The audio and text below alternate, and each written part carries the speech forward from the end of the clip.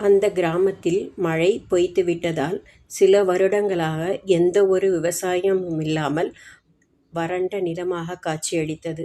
அங்கு இருந்த விவசாயி கடைசி பிடி அரிசி மட்டுமே இருந்ததை எண்ணி தன் மனைவியோடு வருத்தப்பட்டு கொண்டிருந்தார். அவர் கடவுளிடம், "உனக்கு படைப்பதற்கு கூட எனக்கு ஒன்றும் இல்லையே" என்று வேதனையுடன் கும்பிட்டார். பின் வீட்டில் மீந்திருந்த அரிசியை கஞ்சியாக காய்ச்சி அதில் விஷம் கலந்து தன் குடும்பத்தோடு அருந்தி மரணத்தை தழுவுவது என்று நினைத்தார். தன் மனைவி மக்களுக்கு அந்த உணவை அளித்தார். அப்போது அவர் வீட்டு வாசலில் இருந்து "ஓம் நமசிவாய" என்ற சத்தம் கேட்டது.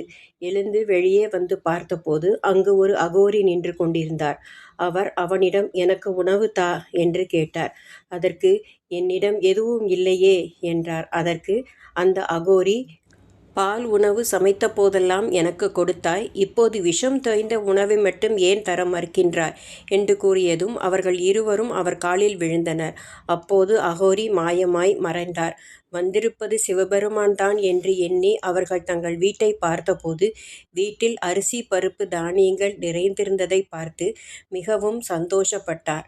பின் அவர்கள் குடும்பத்தோடு மகிழ்ச்சியாக நீண்ட காலம் ஈசனின் அருளால் வாழ்ந்தனர். ஓம் நமசிவாய.